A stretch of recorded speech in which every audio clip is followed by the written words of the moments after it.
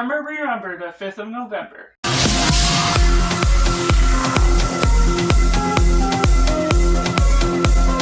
Welcome Cinema, where we focus on the film. I'm Josh, this is Simply Cinema. Let me know down in the comments below. Have you seen V For Vendetta? Is it good, is it bad, or somewhere right in the middle? Make sure to like this video if you enjoy it. Subscribe if you haven't already to join in the film culture community where we're talking about love of cinema as a whole and getting right into synopsis. In a world where Great Britain is in a fascist state, a mass vigilante named V is trying to save and free the people, but when he saves this one young woman from the secret police, he discovers she could be of help to him. And getting right into positives, there's so many great things you could really say about everything to this film. The script is incredible from the Wachowski sisters. What we have from them coming off of the Matrix trilogy, just the way they interweave this poetic yet sincere script that really works to the natural dialogue, that also works on the screenplay, and the action that is involved makes this a wild superhero film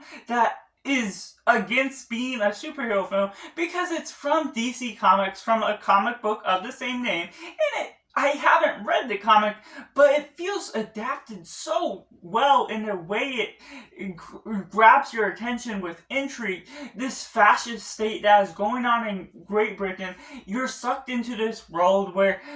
there's a sense of quarantine going on with the state. There's a curfew, certain things where there's governmental control, as well as certain things that come about along the way that lead you to believe there's governmental conspiracy, and you find out what's true, what's not, and how that all involves the detective mystery that's also involved trying to unmask the man that is V. That all goes about along the way, discovering V, played by Hugo Weaving, that has just a great voice for that character,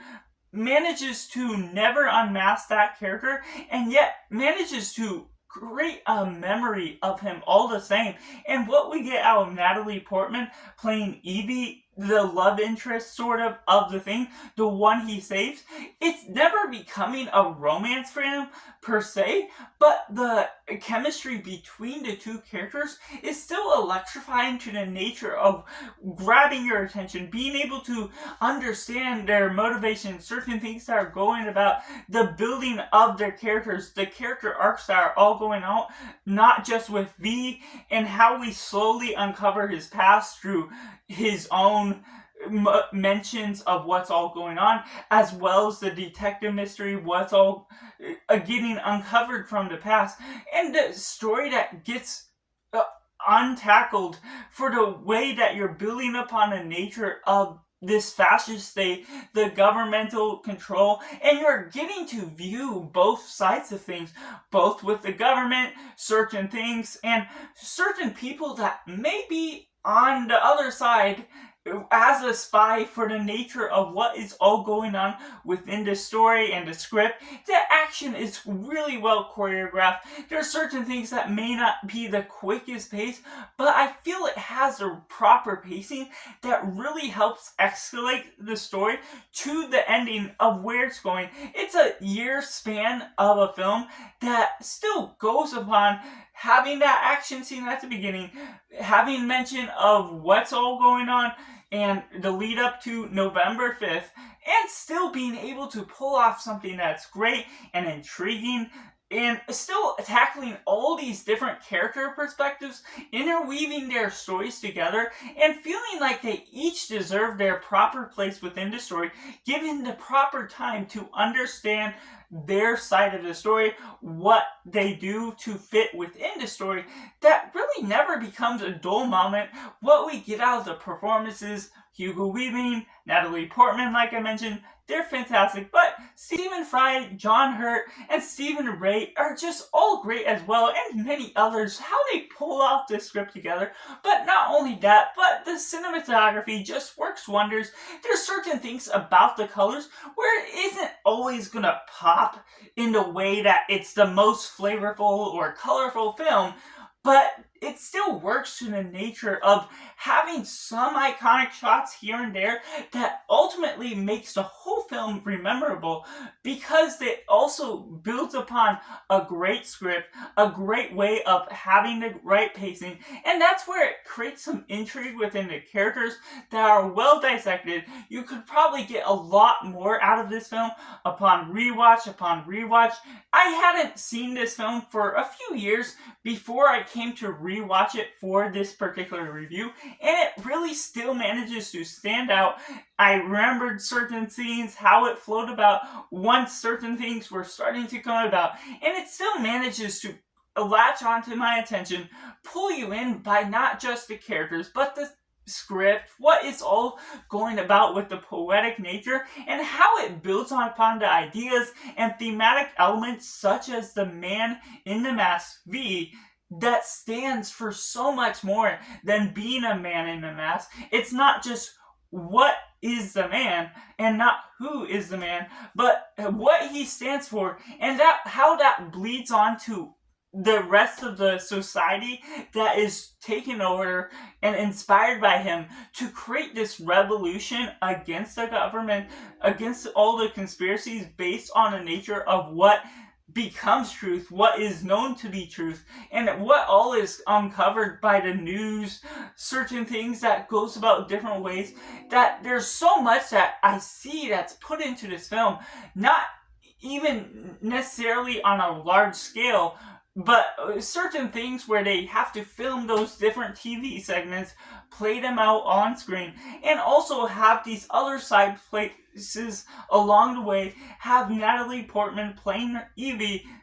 going about her revelation, her character arc, that she's sort of a sensitive, innocent girl at first, and through lack of not spoiling the film, she goes through this development that is really great for the nature, that creates a couple twists that aren't necessarily the mind-bending twists that you may expect for the nature of the story, under the nature of what a plot twist normally implies, but it builds upon her character, builds upon V's character, knowing who he is, and the ideas of the government and the society as a whole, the fear that Great Britain is under, that you see that they're under suppression at first from the government. Fear of the government is one of the biggest things. But when you take that society and manage to have the government fear the people, that's where you get something bigger and more grand out of this story that delivers on its own premise, tackles all of these dark themes without making it too dramatized, too suppressed in the nature that it can turn someone off if you don't like the dark nature of things. Obviously, it's dealing with fascist states, so it's not necessarily the most appealing, but the way it builds upon it is appealing to the nature of being a wide audience type of film. As long as you're like really of age or of any age, to be able to understand the concepts, the deep metaphorical natures, and as you grow older, you may know and learn more about what all the symbolic meanings have in store for you. And so just the nature of how that builds upon V and Evie, all of these other characters, how it interweaves all these different subplots together, manages to create something really on another spectacle. And to that measure, certain scenes near the end are truly something fantastic. Show the large scale of what the scene is taking over once you're beginning to see the mask take over and be able to come into play. It's something that I don't want to spoil for those that have not witnessed it and been able to experience it, as I normally do in most of the reviews. And so just the way it really builds upon all of the thematic elements, the way it dissects the characters, interweaves different lines here and there, and builds upon just the whole structure of the story with these grand cinematic appeal to the nature of what it's tackling. That's where the ideas from the director, James McTeague, is just really great. How he manages to pull all of these different sets off, manages to direct those different characters with the proper subtle emotions to their facial expressions, what different things mean to what all is being pulled off, what is being represented, but also still having the symbolic idea of V in the mask, what he all stands for, and how that translates on screen becomes something more and deeply integrated to the nature of what this film is and how it embeds itself into the ideas we take out of the story as a whole. Which takes me into the mixed elements, to which there's certain elements of the blood that it doesn't look the most real. Maybe that's a creative choice that was meant to be comic book feely to the 2000s, but certain things about that, maybe it was taking certain things where it didn't want to be too hard art or too deeply integrated that turned off what the ratings would be. But overall, that's just the little gripes here and there. Maybe certain things, the flow of the story may not always work perfectly for everyone, but as for me, I just am deeply in love with the poetic nature of what this film brings. So I have to rate this film a simply 9.5 out of 10. That's just all my thoughts on V For Vendetta. Now remember the 5th of November, and make sure to like this video if you enjoyed it. Subscribe if you haven't already to join a film culture community where we talk about the love of cinema as a whole. So that's just all, and make sure to do yourself a favor and go watch a movie.